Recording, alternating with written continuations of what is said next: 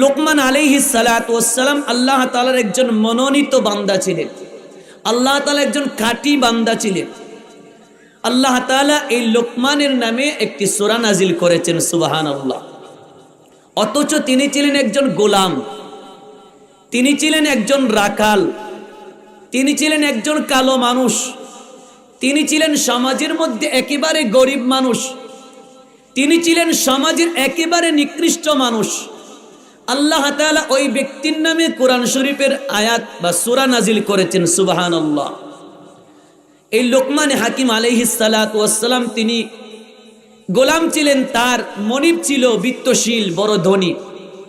কিছু লোক লোকমান হাকিমের মালিকের কাছে যায় বলল যে আপনার গোলাম লোকমান সে বড় জ্ঞানী মানুষ, বুদ্ধিমান। লোকমান হাকিমের মালিক বলছে যে আমার গোলাম বুদ্ধিমান এটা তোমরা কিভাবে বুঝলে? যে আপনার গোলাম মাঠে ছাগল নিয়ে যায়, ছাগল ছেড়ে এক জায়গায় বসে, ওই মাঠের সব রাখালরা তার পাশে বসে সে জ্ঞান গর্ব কথা বলে, আর এই রাখালরা মনোযোগ দিয়ে শুনে, সুবহানাল্লাহ। লোকমান হাকিমের মালিক বলে যদি আমার এই গোলাম জ্ঞানী হয় তাকে এভাবে আটকিয়ে রাখা আমার জন্য ঠিক হবে না, তাকে পরীক্ষা করার দরকার।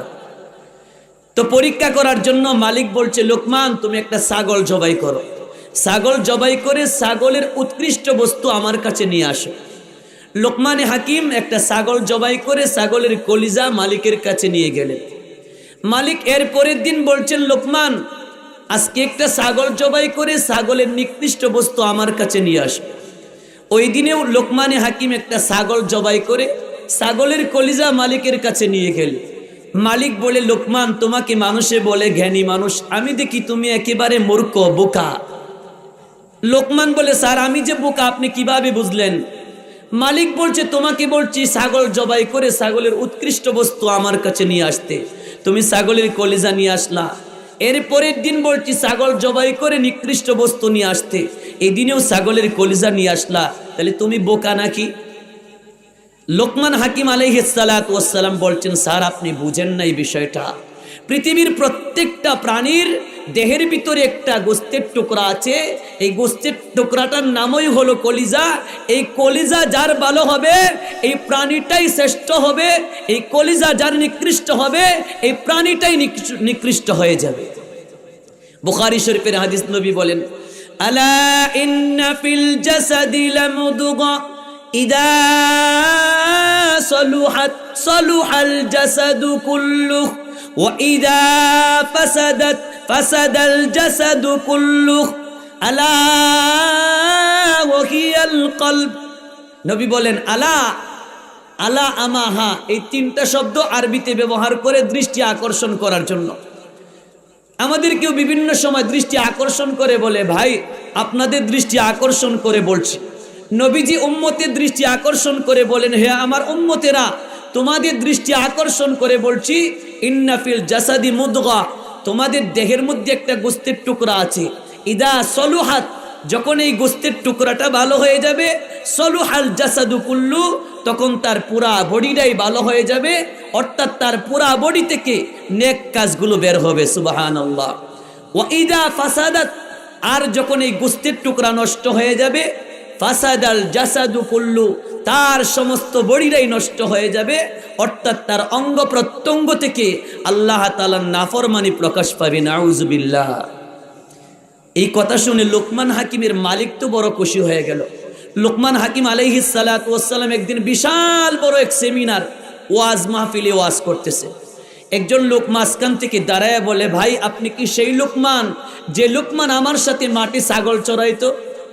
লোকমান বলে হ্যাঁ আমি সেই লোকমান। তো এই রাখাল ব্যক্তি বলে আপনি যদি লোকমান হয়ে থাকেন আমিও ছাগল চড়াইতাম মাটি, আপনিও ছাগল চড়াইতেন মাটি, আমার যে কাজ আপনারও সেই কাজ। আজকে আপনি বিশাল বড় সমাবেশে ওয়াজ করতেছেন, আপনি আল্লাহর কাছে দামি হয়ে গেলেন, বান্দার কাছেও দামি হয়ে গেলেন, আর আমি রাখালই রয়ে গেলাম, এর ব্যবধান কি? লোকমান হাকিম আলাইহিস সালাতু ওয়াস সালাম বলেন হে আমার রাখাল বন্ধু শোনো, তুমিও রাখাল আমিও রাখাল, তোমার আর আমার মধ্যে তেমন কোনো ব্যবধান নাই, চেহারায় কোনো ব্যবধান নাই, অঙ্গভঙ্গিতে কোনো ব্যবধান নাই, তোমার আর আমার মধ্যে ব্যবধান হলো কতগুলো আমল। চিৎকার দিয়ে বলেন সুবহানাল্লাহ।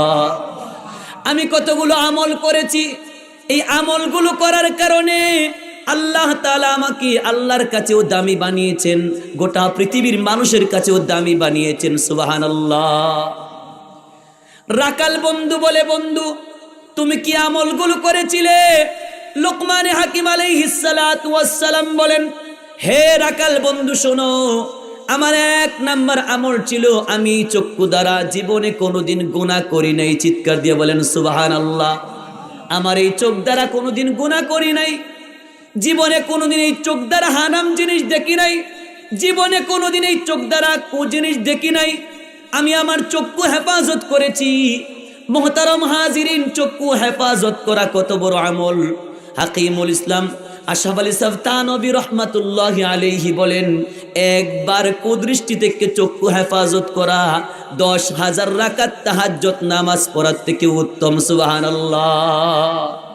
10,000 রাকাত তাহাজ্জুদের নামাজ এক পাল্লায় উঠালে, আর একটা কুদৃষ্টির গুনাহ আরেক পাল্লায় উঠালে 10,000 রাকাত তাহাজ্জুদের নামাজের পাল্লা হালকা হয়ে যাবে, এই কুদৃষ্টির পাল্লাটা ভারী হয়ে যাবে। নাউজুবিল্লাহ।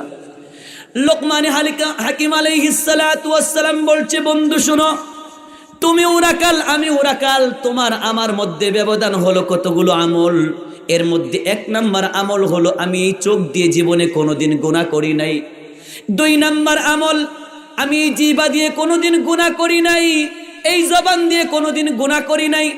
3 নাম্বার আমল, আমি লজ্জাস্থান দিয়ে কোনোদিন গুনাহ করি নাই, এই লজ্জাস্থান দিয়ে কোনোদিন জিনা করি নাই। পয়গম্বর আরবি বলেন, মান ইয়াজমাল্লি বাইনা লিহইয়াইহি ওয়া বাইনা রিজলাইহি আজমান লাহুল জান্নাহ। নবীজি বলেন, আমার যে উম্মত 2টা জিনিস হেফাজত করার জিম্মাদার হবে, 1 নাম্বার জবানের হেফাজত, 2 নাম্বার লজ্জাস্থানের হেফাজত। এই 2টা জিনিসের হেফাজতের জিম্মাদার আমার যে উম্মত হবে, আমি নবী ওই ব্যক্তির জান্নাতের জিম্মাদার হয়ে যাব। সুবহানাল্লাহ। আমার যে উম্মত এই 2টা জিনিসের জিম্মাদার হবে, 1 নাম্বার চক্ষু, 2 নাম্বার লজ্জাস্থান, এই 2টার হেফাজতকারী জিম্মাদার হবে, আমি নবী তাকে জান্নাতে যাওয়ার জিম্মাদার হয়ে যাব। সুবহানাল্লাহ। লোকমান হাকিম আলাইহিস সালাতু ওয়াস সালাম বলছে, বন্ধু শোনো, আমি আমার চক্ষু হেফাজত করেছি, আমি আমার জবান হেফাজত করেছি, আমি আমার লজ্জাস্থান হেফাজত করেছি। 4 নাম্বার, আমি আমার পেট হেফাজত করেছি, এই পেটে কোনোদিন হারাম খাবার প্রবেশ করাই নাই। সুবহানাল্লাহ। হারাম খাবার ইবাদতের মধ্যে 1 নাম্বার শর্ত হলো খাবার হালাল হতে হবে, পবিত্র হতে হবে। হারাম খাবার ভক্ষণ করে ইবাদত করলে এই ইবাদত আল্লাহর কাছে কবুল হয় না। লোকমান হাকিম আলাইহিস সালাতু ওয়াস সালাম বলছেন, এ বন্ধু শুনো, আমি আমার এই পেটের ভিতরে কোনোদিন হারাম খাবার প্রবেশ করাই নাই, হারাম খাবার ভক্ষণ করিনি। হারাম খাবারের ব্যাপারে আল্লাহ তাআলা বলছেন, ইয়া আইয়ুহার রাসূল কুলু মিনাত তাইয়্যিবাতি ওয়া আমালু সালিহা ইন্নী বিমা তা'মালুনা আলীম। আল্লাহ তাআলা বলেন, ইয়া আইয়ুহার রাসূল, হে রাসূলগণ, হে নবীগণ, কুলু মিনাত তাইয়্যিবাত, 1 নাম্বার আপনারা পবিত্র হালাল খাবার ভক্ষণ করেন, ওয়া আমালু সালিহা, 2 নাম্বার নেক আমল করেন।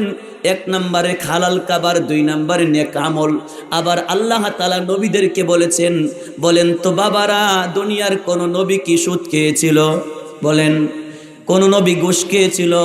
না না, কোন নবী হারাম খাবার ভক্ষণ করে নাই। আল্লাহ তাআলা এই হারাম খাবারের গুরুত্ব বোঝানোর জন্য নবীদেরকে বলছেন, ও নবীগণ, 1 নাম্বার হালাল খাবার ভক্ষণ করেন, 2 নাম্বার আপনি নেক আমল করেন। ইবাদত নেক আমলের গুরুত্বপূর্ণ বিষয় হলো পেট হালাল করতে হবে, হারাম খাবার ভক্ষণ করতে হবে।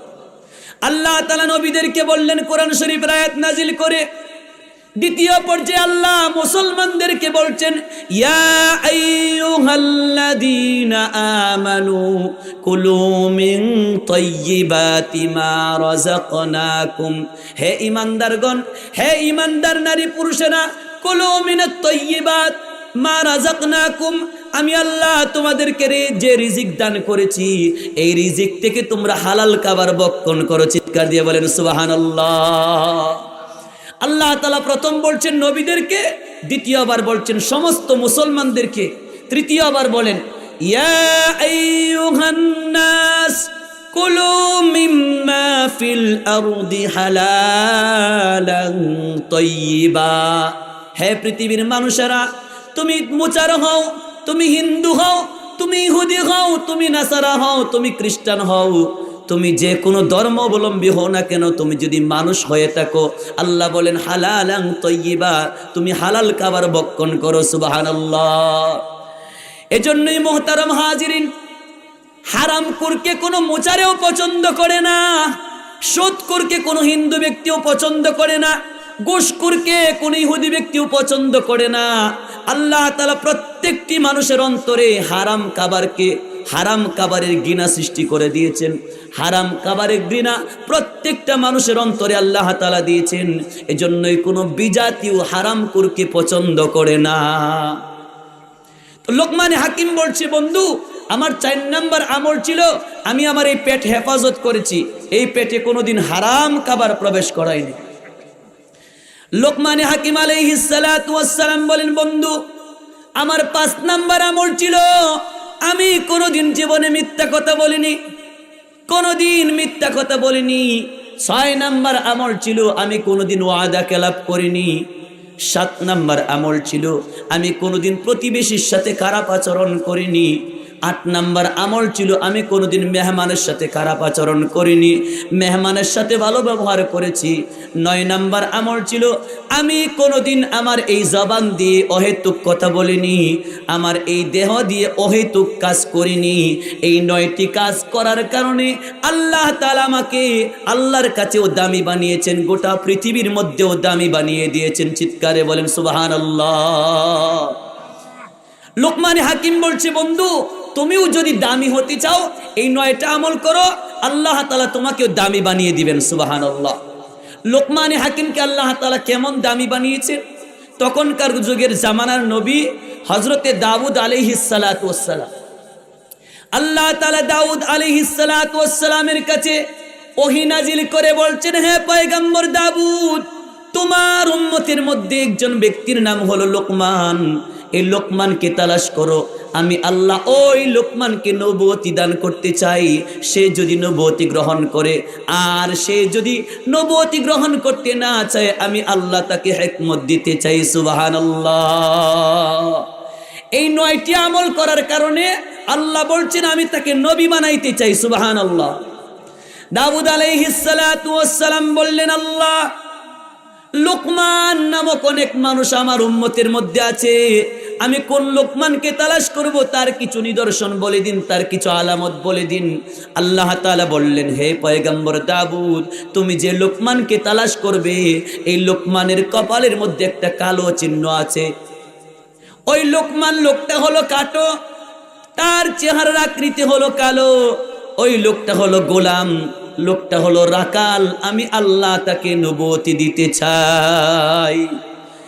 পয়গম্বর দাউদ আলাইহিস সালাতু ওয়াস সালাম শহরে খুঁজলেন, পেলেন না, গ্রামে খুঁজলেন, পেলেন না। এবার ছাগল চরানোর মাঠে চলে গেলেন, মাঠে যায় দেখে এক জায়গায় ওই লোকটা বসা, যে লোকের কপালে একটা কালো চিহ্ন আছে। ডাক দিয়ে বলেন, ভাই আপনার নাম কি? বলে, আমার নাম লোকমান। দাউদ আলাইহিস সালাতু ওয়াস সালাম বললেন, এ ভাই লোকমান, তোমার ব্যাপারে আল্লাহ আমার কাছে ওহী নাজিল করেছে, তুমি যদি নবী হতে চাও আল্লাহ তোমাকে নবী বানাবে, আর যদি নবী না হতে চাও আল্লাহ তোমাকে হিকমত ইলম দান করবে। লোকমান হাকিম আলাইহিস সালাতু ওয়াস সালাম বললেন, ভাই আমি একজন গোলাম মানুষ, গোলামের দ্বারা নবুয়তির জিম্মাদারি পালন করা কঠিন হবে, গোলামের দ্বারা নবুয়তি জিম্মাদারি পালন করা যাবে না। আল্লাহ যদি আমাকে দিতে চায় তাহলে যেন আল্লাহ আমাকে হিকমত দান করে দেয়। তাই আল্লাহ বলেন, ওয়ালাকাদ আতাইনা লুকমানাল হিকমাতা আনিশকুর লিল্লাহ ওয়া মান ইয়াশকুর ফাইন্নামা ইয়াশকুরু লিনাফসিহি ওয়া মান কাফারা ফাইন্নাল্লাহা গানিয়্যুন হামিদ। আল্লাহ তাআলা বলেন, আমার এই অলিকে আমি আল্লাহ নবুয়তির অফার দিয়েছি, সে গ্রহণ করে নাই, সে হিকমত গ্রহণ করেছে, আমি আল্লাহ তাকে হিকমত দিয়েছি। সুবহানাল্লাহ। আল্লাহ তাআলা কতগুলো হিকমত দিয়েছেন, তাফসীরে কিতাবে লিখেন আল্লাহ তাআলা 100-র উপরে হিকমত তাকে দান করেছেন। সুবহানাল্লাহ। লোকমানে হাকিমের একটি হিকমত আপনাদেরকে শোনাই। লোকমানে হাকিম তিনি গোলাম ছিলেন, তার মালিক ছিলেন বড় বিত্তশীল, বড় ধনী। আগেকার যুগের ধনী ব্যক্তিরা সফরে যাইত, বিবি বাচ্চা বন্ধুদেরকে নিয়ে সফরে যাইত।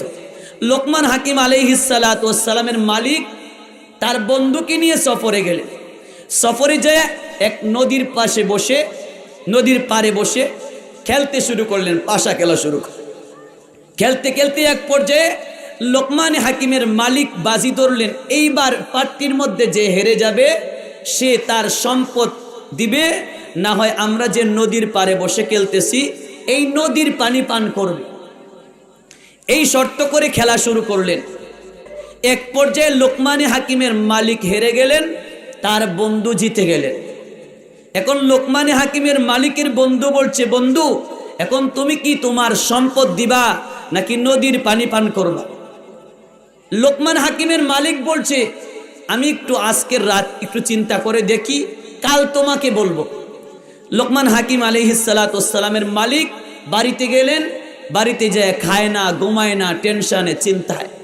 লোকমান হাকিম তার খেদমতে গেলেন, যায় দেখেন তার মালিক খায় না, ঘুমায় না, টেনশন করে। লোকমান হাকিম বলে, স্যার কিসের টেনশন করেন? আপনি দেখি খান না, ঘুমান না, কিসের টেনশন? মালিক বলছে, তুমি বুঝবা না। লোকমান বলে, আমাকে বুঝায় বললেই বুঝবো। তো মালিক বলছে, কালকে আমার বন্ধুকে নিয়ে সফরে গিয়েছিলাম, সেখানে পাশা খেলতে শুরু করেছিলাম শর্ত করে। কি শর্ত?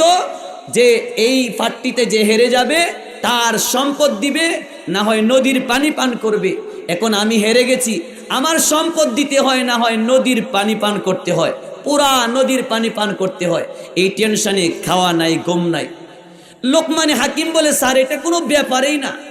মালিক বলে, আমার এই টেনশনে খাবার নাই, ঘুম নাই, তুই বলস কোনো ব্যাপারেই না।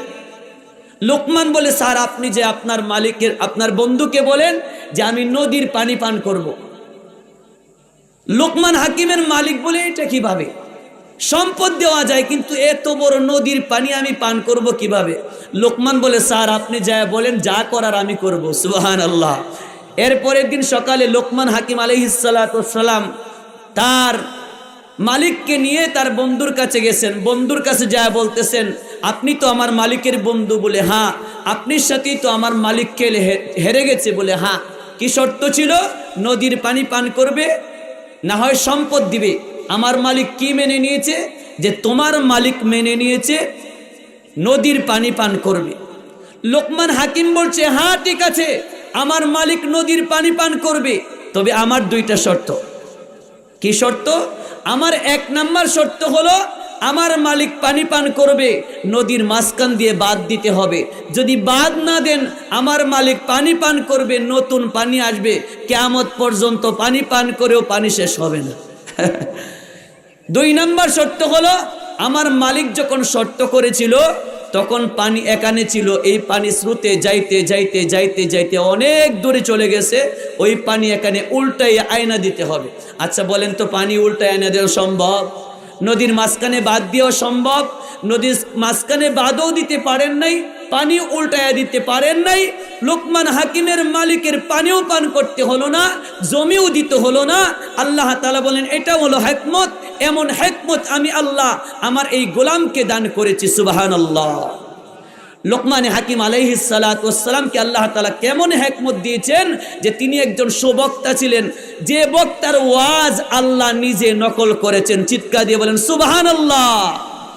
অথচ যে বক্তা গোলাম ছিল, যে বক্তা রাখাল ছিল, যে বক্তা একেবারেই গরিব ছিল, যে ব্যক্তি একেবারেই গরিব, আল্লাহ তাআলা তাকে এত বড় বক্তা বানিয়েছেন যে বক্তার ওয়াজ আল্লাহ নিজে নকল করেছেন। সুবহানাল্লাহ। লোকমান হাকিম তার ছেলেকে কয়েকটা ওসিয়ত করেছিল। কোরআনে কারিমে 10টি ওসিয়তের কথা উল্লেখ আছে। লোকমান হাকিম তার সন্তানকে 10টি ওসিয়ত করেছিল। তাফসীরের কিতাবে লিখেন একজন আদর্শবান পিতা তার সন্তানকে এই 10টি ওসিয়ত শোনায়া দেওয়া জরুরি। এই 10টি ওসিয়ত অবশ্যই আমাদেরকে শুনতে হবে, আমাদের সন্তানদেরকে শোনাতে হবে।